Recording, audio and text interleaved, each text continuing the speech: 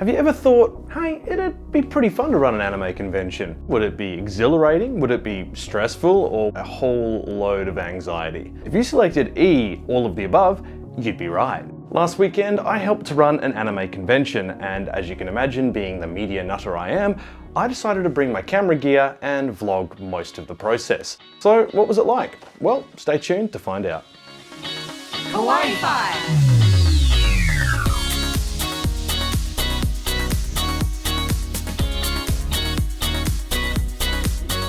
Konnichiwa, it's Kyle here, and you might be able to guess why I haven't uploaded videos for a little bit. I'm part of the team that put on this year's Hoshicon, a pop culture and anime convention based here in Perth, and as you can guess, an undertaking like this meant my usual editing time needed to be spent elsewhere, organising our event sponsors and the whole event's AV solution.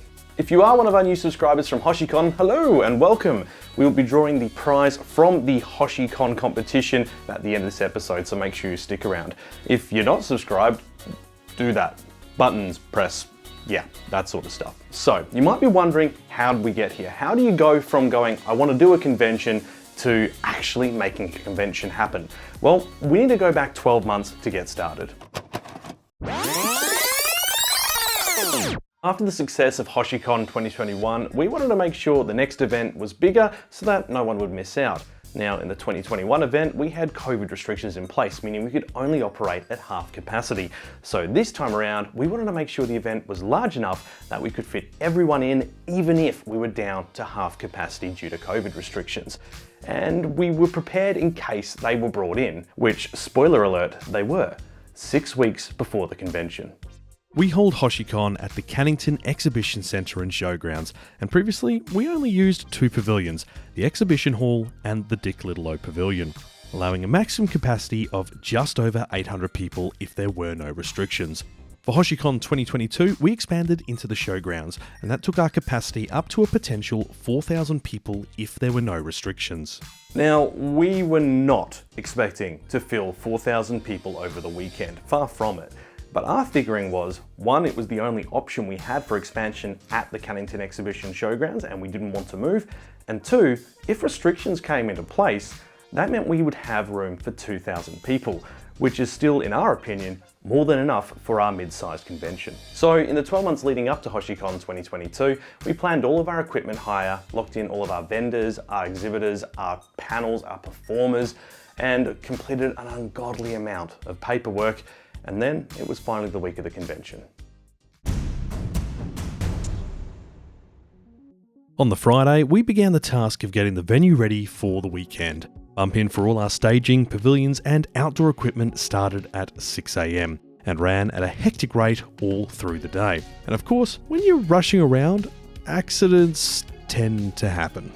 I just went for the coffee run, and the moment I came to take the coffee tray out of the side seat and go out, which I shouldn't have done, I should have just got it from the other side and outside the car, the tray snapped in the middle and the coffee went all over me, and thankfully it wasn't burning hot. But I now need to go home, so I'll be back in an hour with new pants.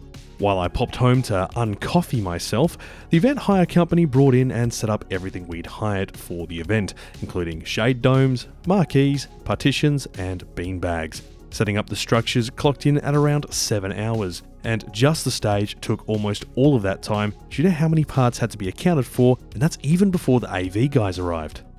So when I'd returned in pants that didn't smell like a Starbucks washcloth, some of our other services had begun to arrive too. Right, fresh pants, all sorted. The bins have finally arrived and we're starting to see the last few things get brought in for this morning, at least for today. We've still got a ton of stuff coming in on the Saturday morning as part of normal bump in. That massive building is where our main trader hall is going to be. And as you can see, there's a lot of work going on over here to get the outdoor stages and the Hoshi hub all set up. By about 2 PM, we could start working through our list of things that needed to be set up outside. We still had to set up the umbrellas for the food truck area, the tables for the vendors, and all of this needed to be done before our volunteers arrived for the induction meeting that evening. Oh, that's a good look. Hands up if you did Hoshicon volunteering last year. Alright, these guys are my gems. Your volunteer pass and also a little mini individualized schedule thing. If you're missing one, let me know. After everyone was signed in to use the apps we needed for ticketing and all had a chance to grab a bit of pizza, it was time for a tour of the showgrounds so everyone knew what we were talking about and what their roles on the day would include. And with the briefing done, it was back to setting up what we could in the outdoor area before heading home. All right, so we've been here all day and as you can imagine, we've had a lot to set up. So we've got the outdoor artist alley ready to go. We can't do anything indoors for now because we've got bingo on tonight and they're there till 10 p.m. and obviously we don't want to interrupt them. But as you can see, we've already got some vendors coming in this evening and they're getting pretty ready to go for the morning, getting set up so they don't have to worry about things.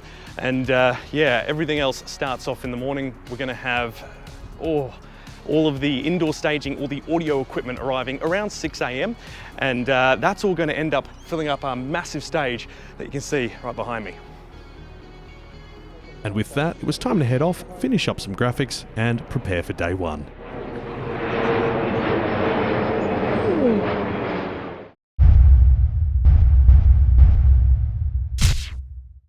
With Friday night's bingo running until 11 p.m, the first thing we needed to do on Saturday morning was set up the main hall. With just over 80 vendors, artists and exhibitors arriving for 7 a.m, we needed to get the exhibition hall set up and good to go, so this time lapse had to wait until after the tables were done. Add in setting up the stages and AV, food trucks, inflatable Ninja Warrior course and many other activities, and the morning flew by. It is the morning of day one and as you can tell, we've got a lot of vendors getting set up. It's going to be a busy day. Inside the exhibition hall, almost everything was ready to roll, from first-time boothers to well-known artists to some of our favourite local vendors. Oh, and us too. We were spruiking the channel with some giveaways. At 10 a.m, we hit play on the anime soundtrack and opened the convention gates. And as the attendees started filing in, it was time to get the stages running. Hello everyone, my name is Mitch, I'm from the Murdoch University Kendo Club. We are here today to do a demonstration for you of our traditional Japanese martial art. So with the panels and performances underway, the artists and vendors happily trading their wares, and the food trucks serving up some pretty epic Japanese street food, things were running pretty smoothly. And as it hit 1 o'clock, it was time for us to host our own event, the big Kawaii-Fi anime quiz. Welcome to the Kawaii-Fi Big Anime Quiz. Now, I realise because of our wonderful projector, you cannot see the join code at the top. Very handy. But I have a solution for you. Scan that. In Demon Slayer, Tanjiro numbers his water breathing techniques. Which number technique is the water wheel? Oh, so we've got the second form, fourth form, fifth form, or eighth form. Now, don't ask me. I do flame breathing, not water breathing. That's not my specialty. Now, once again, you might not be surprised by the choices that this opening is from. You may recognize the question. You may recognise it.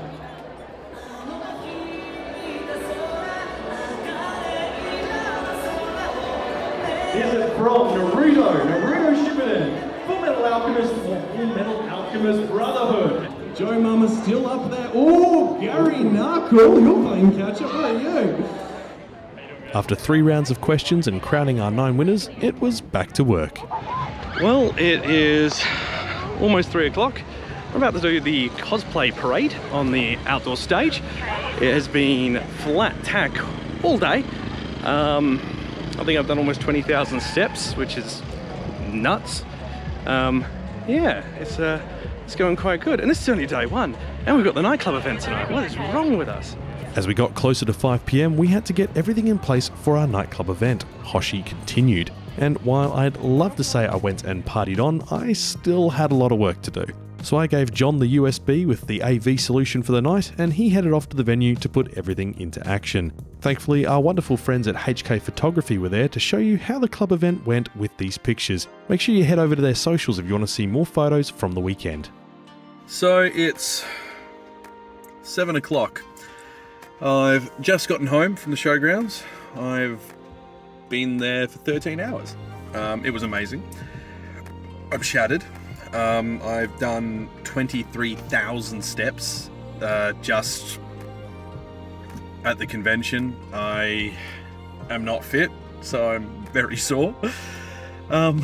But after all of that, day one is finished. There is still more work to do tomorrow and tonight. We've still got a couple of things that we've last minute changes, as there always are, for the cosplay competition, which is happening tomorrow afternoon. So once I go in, get a shower and get something to eat, back to the computer, then bed, and then thankfully not a 6 a.m. or 5 a.m. start, I can go in at 8 o'clock tomorrow. And I still can't believe how well and smoothly everything ran today. But that's it for me. I'm wrecked.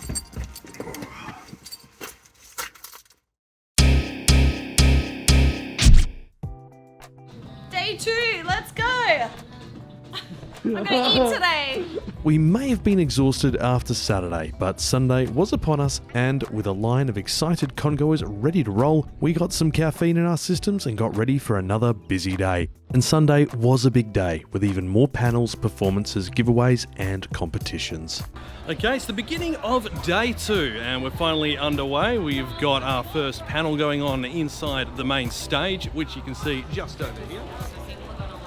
And outside, on the main stage, we have got a slew of idol performers and musicians going, and as you can see, it's starting to get pretty busy.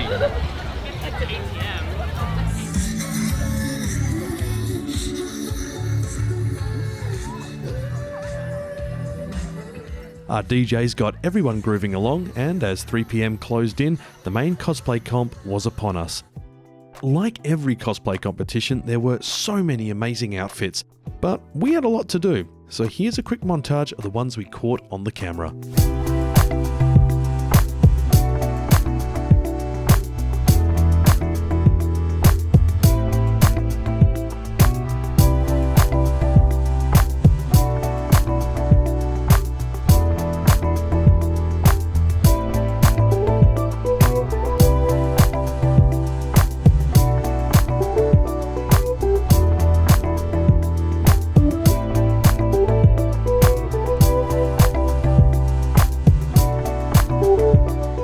And after a group photo, it was time to announce the winners.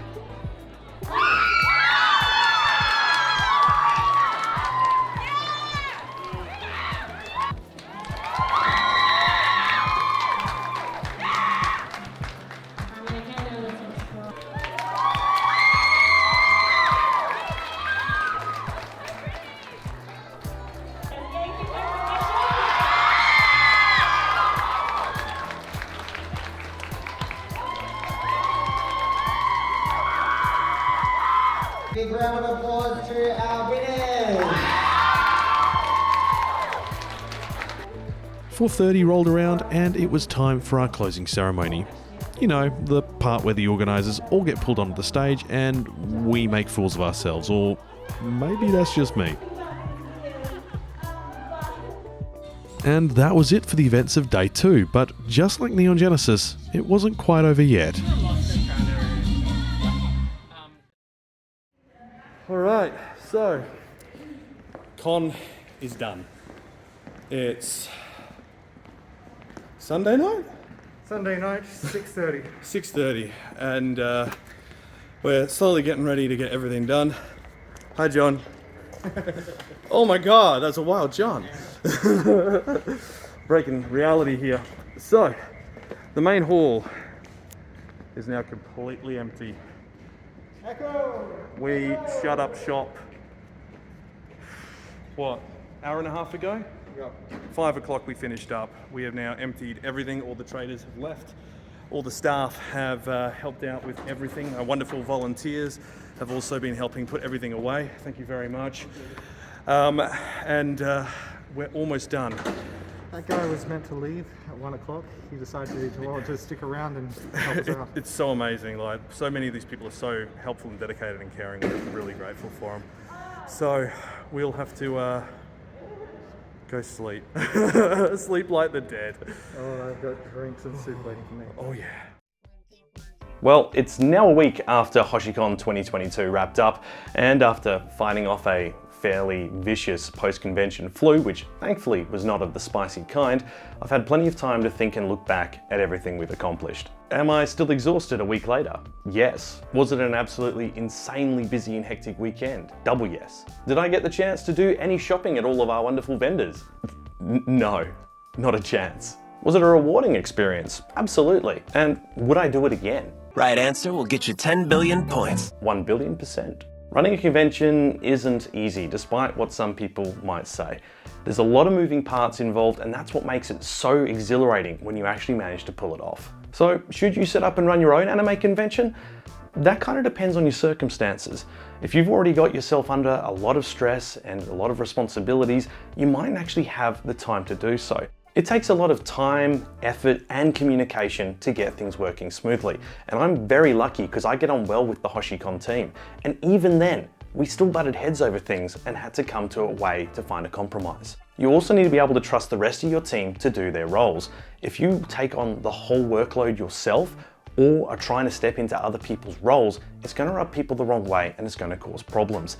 And it's often the reason many conventions don't even start to get off the ground because of personality clashes. But if you've got a group of people who are reliable, responsible, they are willing to trust each other, and are willing to work together for something for the community, by all means, go ahead. There are a few suggestions we can give you based on what we've experienced though.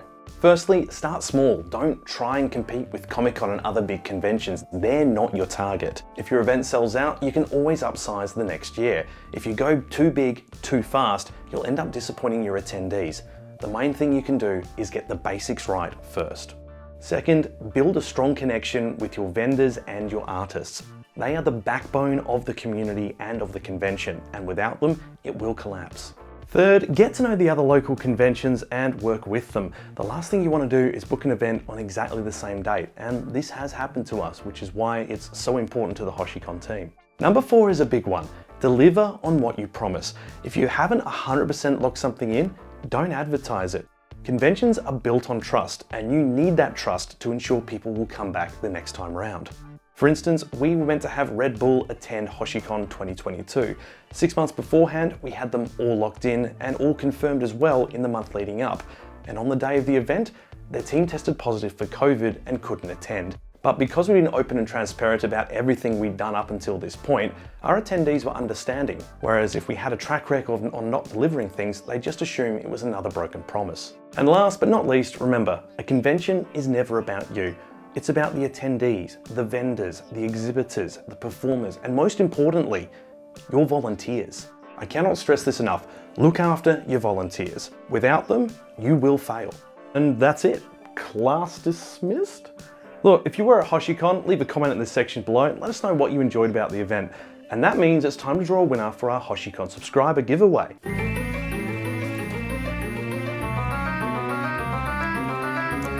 And our winner is Elise Cosplay. Congratulations! Congratulations!